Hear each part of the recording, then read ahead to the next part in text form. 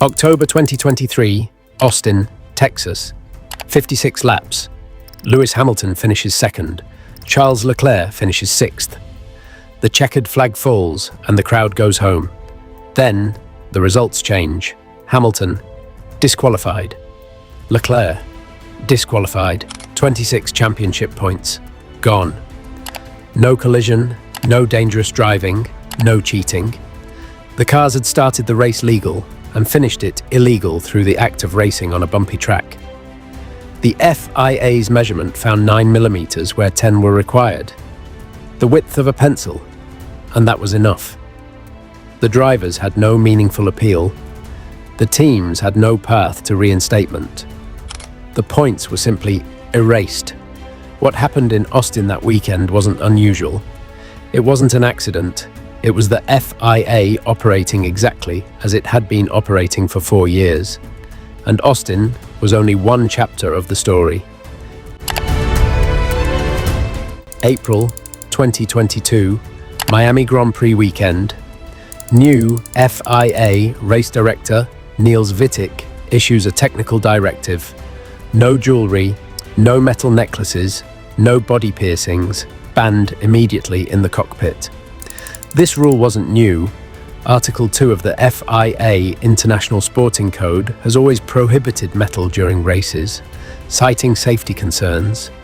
Metal can conduct heat in a fire, risking severe burns.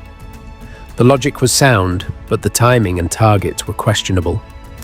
Lewis Hamilton, an F1 veteran with 7 world championships, had worn multiple earrings and piercings for 18 years. The FIA had known about these and issued no warnings or directives until now. Mid-season, the directive arrived.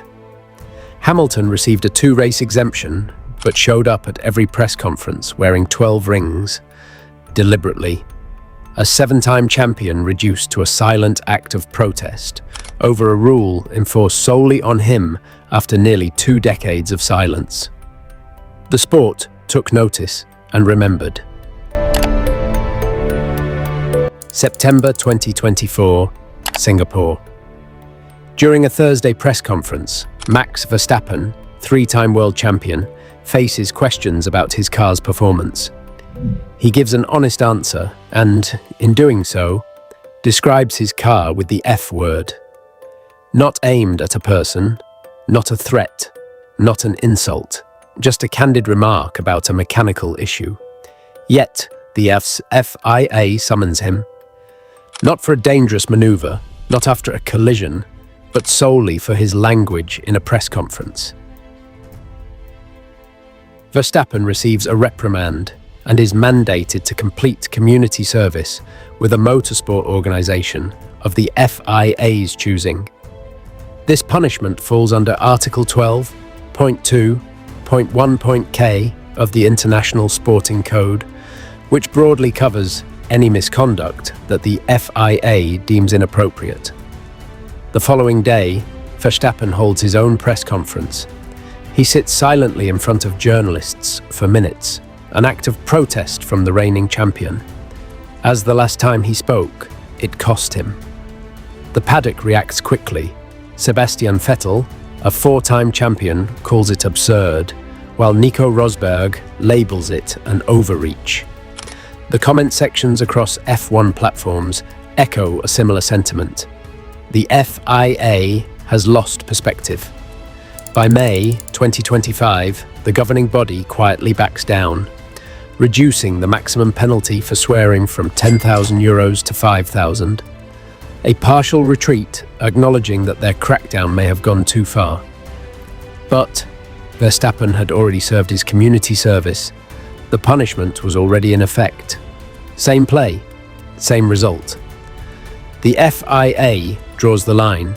The driver pays the price. The line moves later. October 2023, the United States Grand Prix. Hamilton finishes second, earning 18 championship points. Leclerc finishes sixth, earning 8. After the race, the FIA conducts standard technical inspections. A wooden plank is fitted to the underside of every F1 car. A wear strip ensuring cars adhere to a legal minimum ride height. According to regulations, the plank must measure no thinner than 10 millimeters at any point. Both drivers fail this test. Hamilton's plank, too thin. Leclerc's plank, too thin. Both disqualified. 26 championship points evaporated. Neither Mercedes nor Ferrari contested the measurements. The wear occurred during the race on a naturally bumpy track. The FIA maintained a strict stance. Rules are rules. The paddock buzzed with discontent, and the word most echoed was disproportionate. A car that started legal was stripped of its results entirely. 2 champions, 1 race, 0 recourse. The Fédération Internationale de l'Automobile has governed motorsport since its inception, including overseeing Formula One since the 1950s.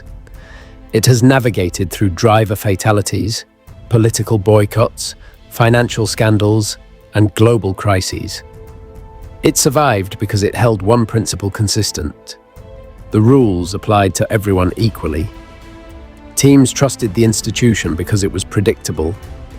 Drivers could disagree with a ruling, but they understood it. In December 2021, Mohammed Ben Sulayem was elected FIA president, marking the first time a non-European held the role. He ran on a platform of transparency and reform, promising a governing body closer to the sport it served. However, the years that followed revealed a different reality. His deputy president for sport resigned in 2025, citing a steady erosion of the principles they promised to uphold. Motorsport UK accused the FIA of issuing gagging orders to senior officials, requiring council members to sign confidentiality agreements under threat of a €50,000 fine for any breach. David Richards, a respected figure in motor racing, publicly stated that the organisation had undergone a shift in moral compass. Formula One's own legal department sent a letter accusing Ben Sulayem of interfering with the commercial aspects of the championship. He was investigated for attempting to influence race officials' decisions and was exonerated.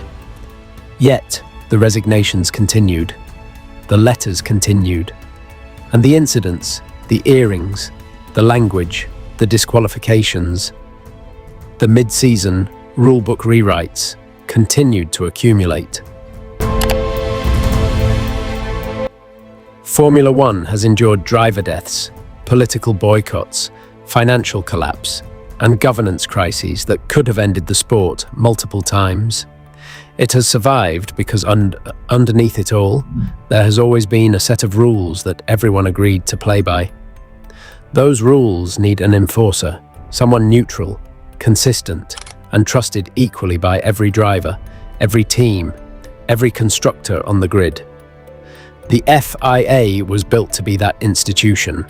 When the governing body penalizes jewelry and ignores loopholes, fans stop trusting the rules. When it punishes language and strips race results by fractions of a millimeter, drivers stop trusting the institution. And when the institution's own officials start resigning and writing public letters, the sport itself has a problem that no rulebook can fix. There is no appeal process for that.